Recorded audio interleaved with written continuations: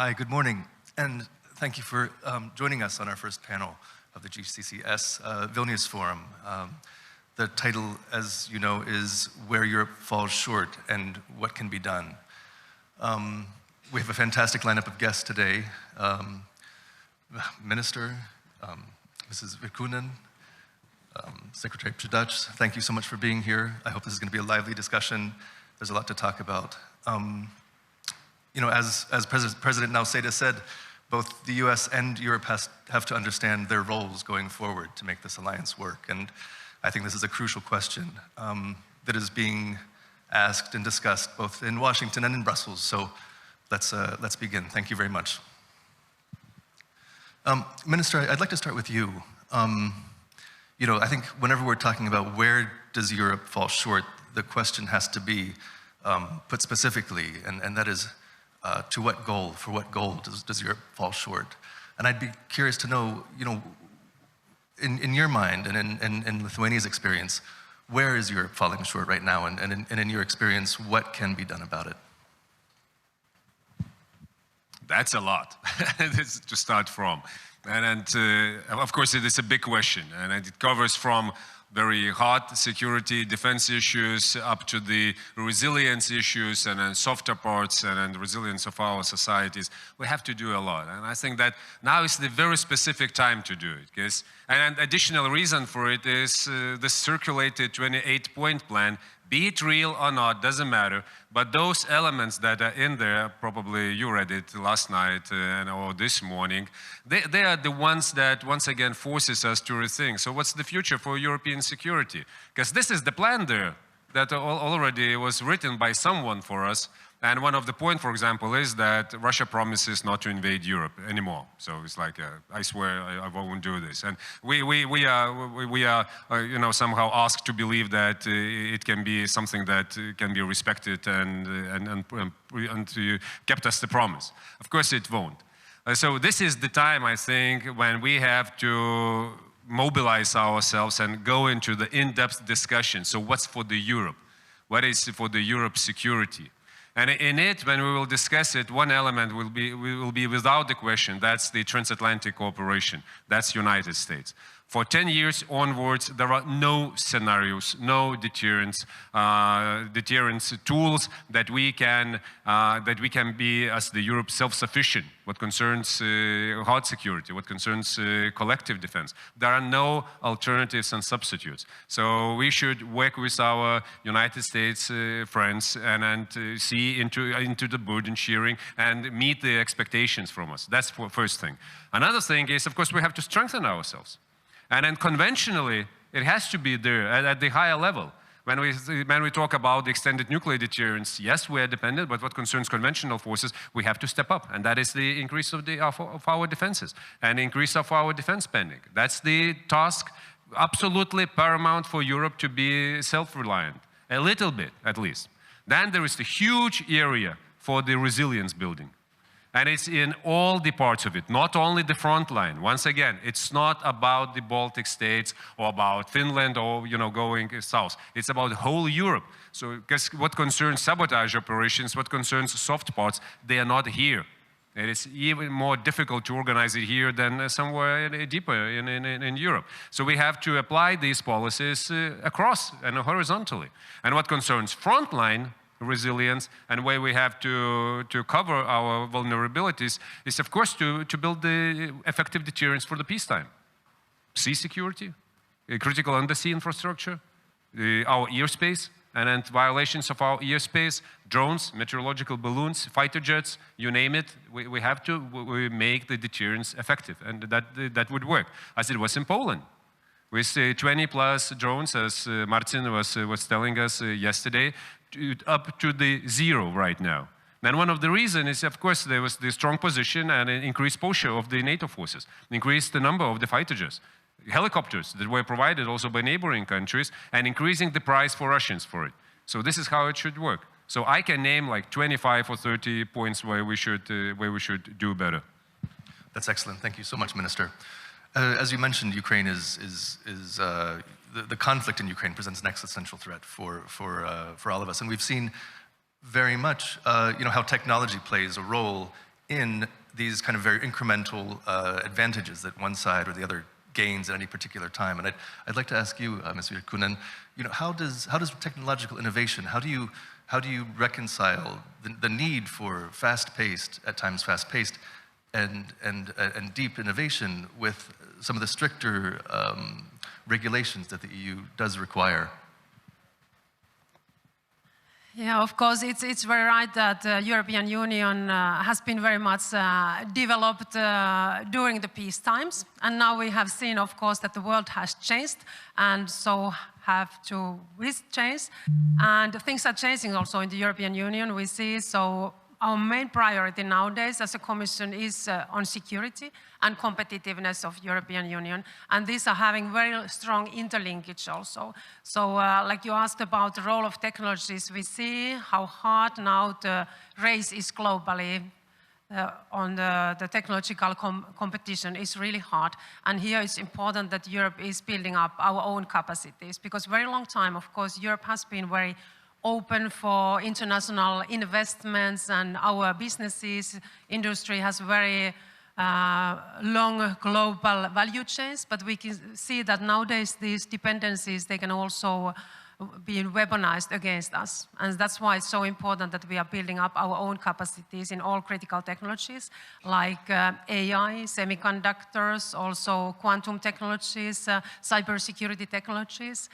And I see that it's very positive also for our technological competitiveness that our member states now finally are investing heavily to defense and defense industry, because this is also giving a great boost for our technologies. And nowadays we see that these critical technologies, of course, they have utmost important role in our defense industry.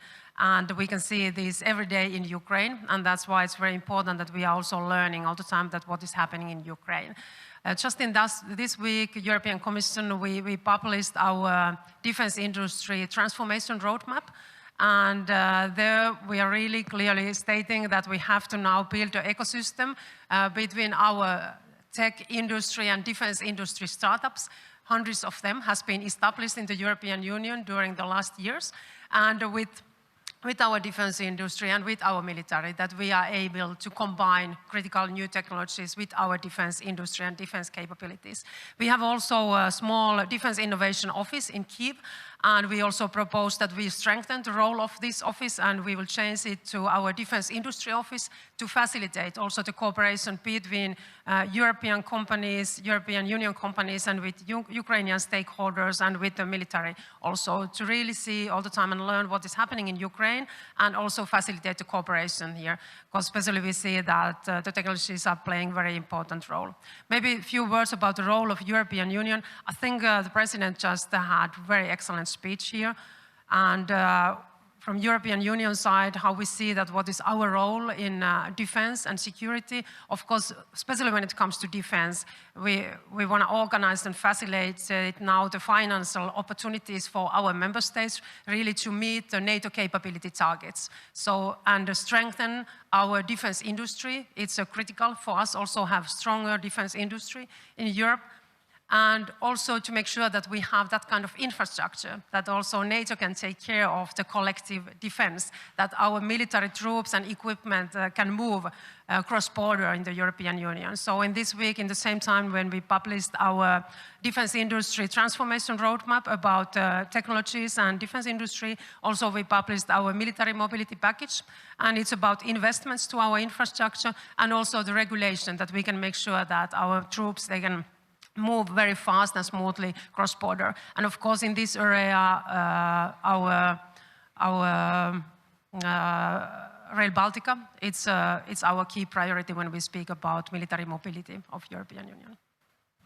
Excellent, thank you very much. Secretary Przydacz, I'd like to move to you, and I have two questions for you actually, but I'll start with the first one, which is Poland has built a remarkable relationship with the United States, and their transatlantic relationship, I think, flourishes very much because of that relationship. My question for you is, do you think that model is repeatable? Can that be replicated in other countries? And what can other European countries in NATO learn from Poland's experience with building that relationship? Well, first of all, thank you very much for having me, and congratulations to the organizer for an excellent event. Yes, Poland is very much pro-Atlantic for several reasons. One of those reasons is security challenges which are ahead of us, not only ahead of Poland, not only ahead of Central Europe, but ahead of Central Euro-Atlantic community, Euro-Atlantic family, I would even say. The security architecture which was established in Europe, but I would dare to say globally, under a kind of patronage of the US, is a good one. We, down here in Poland and in Lithuania, I dare to say other countries, we do cherish a lot of freedom because of that, and freedom of trade also is quite profitable for us. So we managed to rebuild our economy. We are just in a bit better position. Of course, also thanks to the European integration. But the security architecture is somehow guarded by the biggest guy in our NATO club, which is the US. And that is one of the reasons, except for the values we share with the US, except for the history of which unites us also in many cases. So that's why we are very much pro-Atlantic. There are some countries to the east of our borders. One is, of course, Russia, but Russia is not the only one, which are trying to recreate the security architecture or just destroy it, and we cannot let them happen. Then that's why we need to stick to the Euro-Atlantic integration, and both parts of this family are very, very important. On both sides of the aisle, we need to do our job. And I'm pretty sure that we do acknowledge the fact that the US has spent quite a lot of money on the security of the American continent, but also on the European continent. Have we done enough on the European side? I dare to say not enough. There were those ideologies spread in Europe in the 90s that this is going to be the end of the history, that we don't have to invest in our security.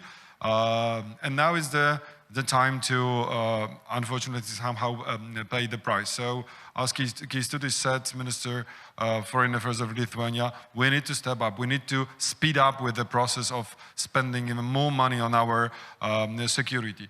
And that's another argument why the relations of Poland and the US is in a good shape, because we were the first country, or one of the first, among the European allies who decided to spend 2% of GDP on our security. It was the decision of Newport NATO summit 2014, 11 years ago, and it took a decade for some of other allies to achieve this goal. Some of them have not even yet reached that point. We are already with 5% in Poland, and that's another goal for other allies. So if you want to really build better relations, let's just do the homework. Let's just do what we are obliged to do and fulfill all the obligations. And my final argument for us, of course, President Nawrocki has excellent relations, personal relations with President Trump, but we look at the United States as the country, as the ally run by the democratically elected president, and it's not up to us, Poles, Lithuanians, Europeans, to choose who is the president of the United States. It's up to the American citizens. That's why in Poland we try to establish good relations both with President Trump and after that with Joe Biden. Joe Biden visited Warsaw twice. Mr. President Trump also visited Warsaw. So as you see, it's a kind of constant relation with the US, regardless of the political situation within this country. It doesn't mean that we do agree with every single decision of the American administration. I could elaborate a bit more on that, but it's not always our decision. It's the decision of the US administration. Our job is to try to convince them to change a bit their attitude, for example, towards Russia, towards Ukraine, towards Central Europe, and towards Europe as it is. It's a very interesting answer. Thank you very much for that.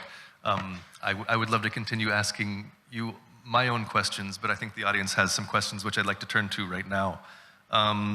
The first one is, how can consolidation and integration of Europe's national defense ecosystems be sped up to avoid suboptimal, that is too expensive or fragmented, outcomes of EU defense surge? I think, Ms. Virkkunen, I'd like to ask you to answer that. Yes, we see that in many cases, European Union and our markets are still too fragmented, and we are lacking a real single market. So there's too many obstacles between the member states, and of course, defense industry is, I think, one of the most challenging markets, really, because historically it was a very national market, and the tradition how the defense procurement is done, it's often done member state by member state. And that's why from European Union side now we are especially encouraging our member states really to invest more in defense, but invest also more together and invest European, because we see that it's super important for us that we are building up our own defense industry capacity, because it's one of our critical industries, of course. And those instruments, what we are providing from the European Union budget, and for example, this new SAFE loan, 150 billion euros, there is one of the requirements is that there has to be 2 member states together in a project, and that's how we are trying to really encourage member states to work more together. And 70% of the components should come from the European Union area, also to encourage the process that we are buying more European also, and increasing our own capacities here. But in the same time, defense is something that it's a competence of member states, and each member state, of course, is deciding themselves. But with our financial instruments, we are trying to all the time support and encourage these processes that we are doing more together, really also to make sure that we are not having overlapping projects and we are not having loopholes. And now in our defense roadmap, defense readiness roadmap 2030, we have also identified certain fields which are priority areas for us and where we are working together with member states. A few weeks ago, we also published a roadmap on that, and there we were identifying 3 key priority projects where the Eastern Flank Watch is the #1. So it's our joint effort really to make sure that now we are putting all the efforts to have a very strong defense in our eastern flank. And then we have also this drone initiative where several member states are contributing also to that. And then the space defense capacities, so space and air defense capacities. So these priority areas we are focusing now together with member states. And also, of course, it's not only about defense policy that we are working very closely, because like Foreign Minister said, we have to be prepared for different kind of hybrid threats all the time. And now we are in a really frontline country when we are in Lithuania. And Lithuania has, of course, seen and faced many of these threats already. So we see that migrants, they can be used as weapons in our external borders. We have faced sabotage on our critical infrastructure. We are facing cyber attacks. We are facing propaganda, disinformation, GPS jamming, also balloons here. So we have to work very closely together with the defense forces, but also with external and internal security all the time. We have to speak about our critical infrastructure, external borders, and the European Union and our member states are cooperating very closely. And here we have more common regulations and rules and also instruments already. So defense is a little bit different because it's competence of member states, but here we are all the time I think, taking very important steps forward, and very important to facilitate now also to collaboration between the tech companies and our defense industry. Excellent, thank you very much. Minister Budrys, I think the next question goes to you. This is a little bit of an out-of-the-box question and may require an out-of-the-box answer, but I'm curious to hear your thoughts. The question is, would the additional 2% of GDP spent on defense in Spain, Belgium, Luxembourg, be more valuable than transferring them 0.5% on Ukraine directly? Do we really need unity or a focused solution? Yeah, sure.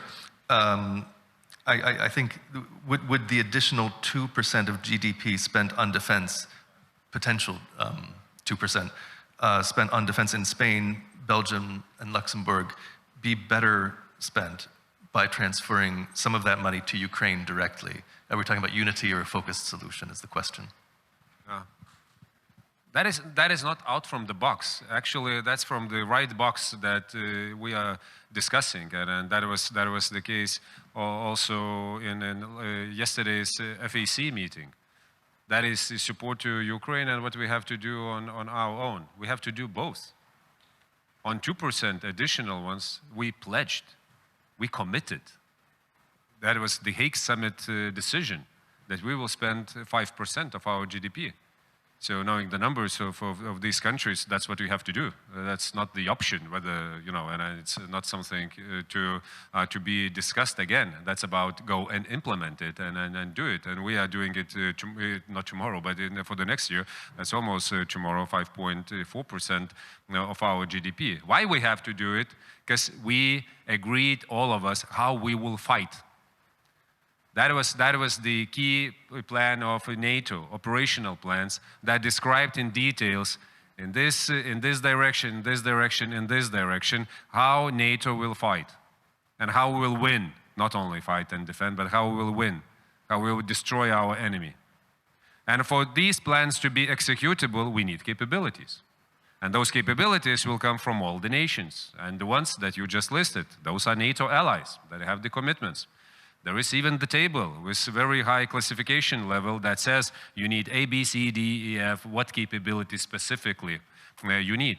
Same comes with Lithuania. We have our homework list that we are implementing with this increased financing. So this is the very clear and precise structure, how the decision was prepared, what we agreed on, and how we have to implement it. Once again, Russians are not deterred by our papers, not by our concepts, by some, you know, nice ideas. They're deterred by the steel and firepower. That's what we need to build. That's one. Second, on Ukraine. If we are not, now the situation is that we have around 9 up to 10 countries in Europe that are bringing all the major part of the support to Ukraine. And that is the reality. And then among those, that would be MB8, there would be Poland, Germany, Netherlands, probably someone else. You can, you know, see the tables of the Kiel Institute and the other sources. And this is the problem. And we know the needs of Ukraine for the next year. That's more than 50 billion euros that they need. Only for the military and war effort, that's more than 60 billion that they need. And then from Europe, that's around 40 billion. If we are not providing them this support, it means that they are turning in different scenarios. And it means that we cannot, as yesterday there were people describing the situation, Mike, one of them, we cannot go into these, you know, baseline scenarios anymore, because we cannot take as granted ceteris paribus that we are supporting them. So the scenarios would be different, and it will be more grim and darker if we are not supporting Ukraine, because there are no alternatives now. There are only two alternatives, our national budgets or frozen assets. And when I see both skeptical position on both items, you know, that on national debt, if you may, or that is frozen assets, then I have this question, so from where else you think that we will get this money from? And if we are not providing for Ukrainians, then okay, let's talk about the dark scenarios that await all of us. It's not all about Ukraine. Once again, it's not military scenarios. That's social scenarios. That's economic scenarios. That will be political scenarios, and that will be collapse of European Union as such at the end of the day. So let's talk about this then. So answering your question, that is both that is needed. Or if you don't want to do 0.5 for Ukraine, let's use the frozen assets. That's at least for the 3 years, upcoming years, the resources for Ukraine. Excellent. Thank you so very much. Here's a question for Secretary Przydacz. If we want ultimate deterrence in the light of the US withdrawal from Europe, I think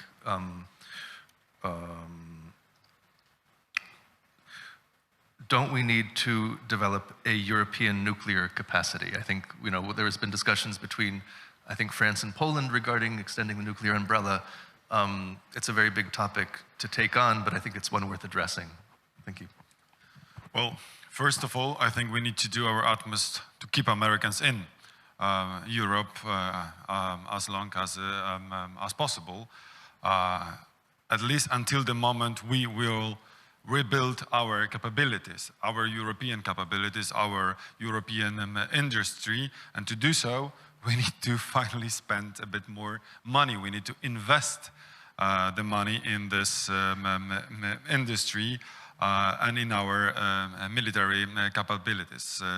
The wake-up call was in 2008 with Russian invasion on Georgia. Then the next wake-up call was in 2014, the Crimea and Donbass. We woke up a bit, I would say, in 2014, not enough. Then the full-scale invasion. How many other wake-up calls we need?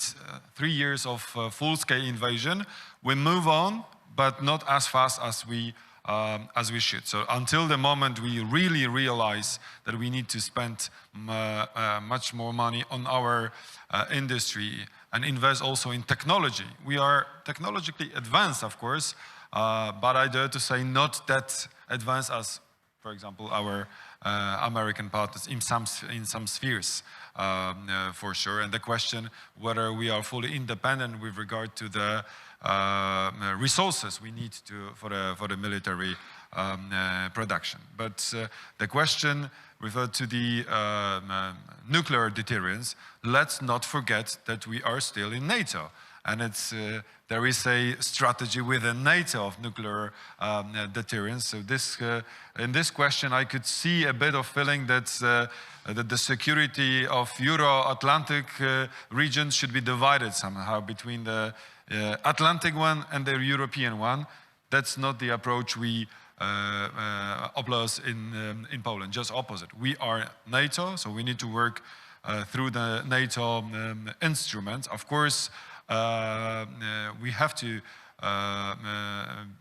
use also those capabilities which are within the European allies. France is a good example, and of course, the United Kingdom. But the question is, what are the number of warheads which are at disposal of London and Paris, comparing to the Moscow and other hostile regimes. So, and my final point would be about the presence of nuclear capabilities in Europe. We are in Vilnius, how many? 80 kilometers from, even less, from Belarusian border, right? 40? 30, yeah, 30 kilometers. So we are just at the border with Belarus. I don't know whether you realize, but Russians have moved their capabilities, nuclear capabilities, to Belarus, building infrastructure. They are closer and closer and closer to NATO borders. Polish border, Lithuanian border. They invested quite a lot in their storages in Kaliningrad Oblast. Have we reacted to that somehow as NATO? Not in, attacking something, or just through our infrastructure, through our steps taken, for example, in Central Europe. No.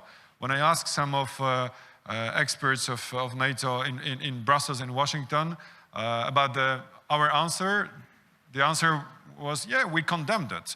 I think it's not enough to condemn only the steps taken by Putin. We need to react properly. That's why Poland and other Central European partners believe that we need to have also nuclear capabilities shared by other allies, but on a spot down here to deter. We don't want to use them.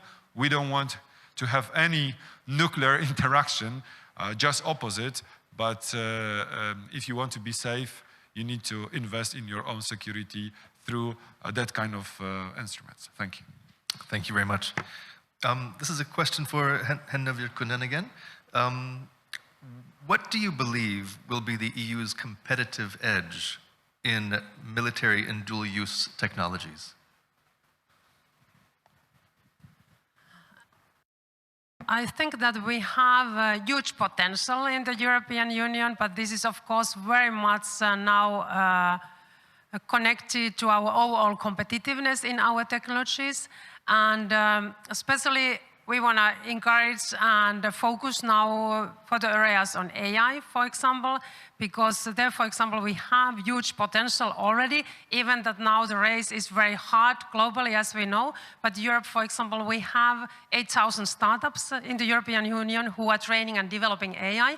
And nowadays, many of them are creating dual-use technologies or defense technologies. So AI, of course, is one very strong field. And when we look at our critical technologies, the field where Europe is very strong, where we are not lagging behind, it's quantum technologies. And it will be, of course, the next very big thing in technologies. And also it will change a lot in our defense and security. So quantum is something that now we are focusing a lot. We just published our first European quantum strategy, and we are working now towards Quantum Act. And I see that this is very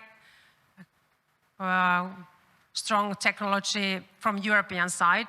If we are able now to do that, what we have missed often, because often Europe is really strong in research and science, as we know. Also in quantum, we are leading in science, so our researchers, their publications are #1 in the world, so they are leading there. And we have also tens and hundreds of very promising startups, but often the case has been with the new technologies that innovations are made in Europe, but the business is done outside of Europe, and that's why it's important that we are now creating also market conditions. And that's why I especially see that together with AI, we have to really combine now our quantum technologies with our defense industry and with these procurements we are now doing. So I think that this is, for example, very clearly the area where we can be very strong in the coming years. And if I could ask a follow-up question to that, there's another question here that is somewhat related. It is, Ukraine and Russia have developed technologies in which AI makes a kill decision without human input. Where is the EU's stance on this, and is that going to change? Yeah, with AI. And lethal technology. With AI, like I said, we have very strong research and science here, and 8,000 startups who are developing AI. And also when I'm meeting now different startups, many of them, they are working with the field of dual use or defense technologies as well. So, and here it's of course very important now that we are very closely cooperating with Ukraine, because we see that what has happened in Ukraine during the last years, how they have been really boosting their capabilities with new technologies, and especially what kind of role AI is playing nowadays in the battlefield. And that's why we want to also from the European Union side really to have close cooperation and facilitate also more the cooperation between our developers, AI companies, startups, and with the Ukrainian defense forces and their stakeholders. And here we especially want to also strengthen the role of our defense industry office in Kyiv really to facilitate more close cooperation. Thank you very much. Minister, the next question goes to you. The question here is, do you trust recent warnings from high-level politicians, intelligence officials, defense officials, that Russia wants to attack the Baltics in the next several years? Is that something that you base your policy around, or how do you approach those warnings? I haven't seen such warnings, first of all. And of course, I trust intelligence assessment, as I was the one who was producing also them. And I expected that politicians would trust what we assess. And there are no such an assessment that Russians are about to attack us in a couple of years. Those assessments, they say that during these years, the probability of Russians having the capacity and capabilities after the invasion in Ukraine is, and they will use it against NATO countries, is increasing. and especially in this period of time before 2030 when our capabilities are still not there. So I trust that assessment, and that is why I feel this urgency for us to increase our defenses and deny this possibility to attack us, because it works from both sides. It's one part is a threat, another side is vulnerability. So what do you do about it? They have the intention, of course, and they stated it in the paper. So there is no doubt in the intelligence community about the intents. They are there. The question is about the capabilities. We know that they want to build them. They're building new structures, and in Kaliningrad, and you know, in Moscow military district, in Leningrad military district next to Finland and elsewhere. So we see this. But it doesn't mean that they would succeed in what they're doing. That's also about us. That's how deterrence works.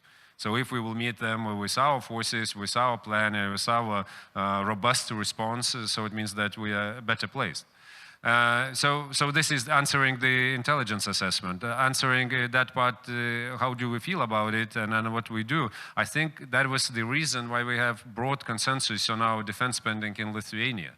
Because people believe that is the right direction. That's the right tool, and what we are doing here, that's the right thing to be safe and secure. And that's why I want to talk more and more about the, in general, resilience of our societies. And I hate this, you know, these lines repeating and repeating again about the weaknesses of the front line. There are so many good practices and stories and examples and lessons to be replicated elsewhere when we increased our resilience. At the same of the whole Europe. Look at the border. Look at the border with Belarus. And the very, you know, integrated system that is, you know, physical fence and with all the electronics that is installed there, and how we manage migration. And we are defending Schengen area here. We are defending Europe here, as Poland does on their part. So this is the success story. Yes, it started from 2 to 3 months of you know, quite big, intensive, you know, push and crisis. So there are other areas where we have the same, be it cyber attacks, be it propaganda attacks, informational attacks, and the other fields. So we have to strengthen, and the time is now. What I'm more worried about the absolute paramount principles, fundamental principles of international law that defends us all. And when I once again look into those 28 points, taking it as the food for thought paper, let it be, not a real plan. There are, you know, too many things to think, you know, at home silently about. It's about territorial integrity, giving away territories to Russia. Is it still working or not? Are we protecting it for the others or not? Sovereignty, limiting the size of the armed forces of Ukraine. Sovereignty is still there, or we can you know, somehow cut it by our decisions. Inclusiveness of Russia into the future security structure of Europe. Do we really believe that it will prevent and then stop them?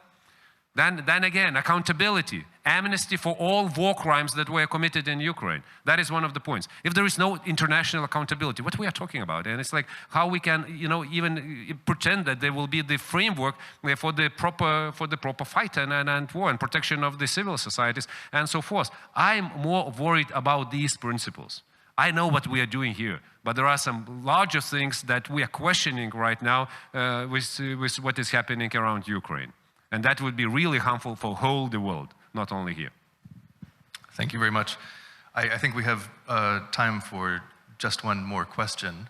I think one of the more provocative questions here is strategic autonomy now dead?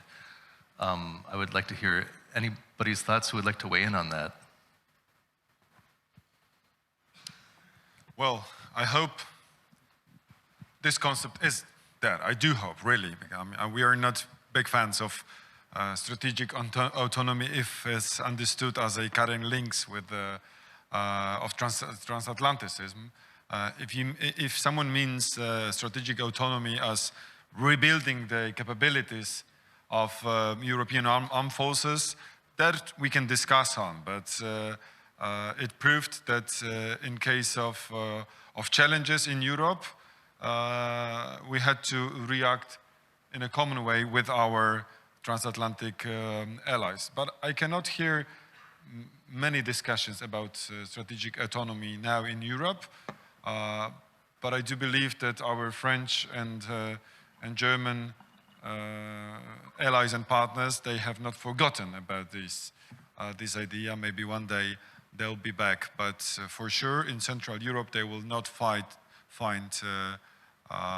allies for such a discussion. We are in favor of transatlanticism.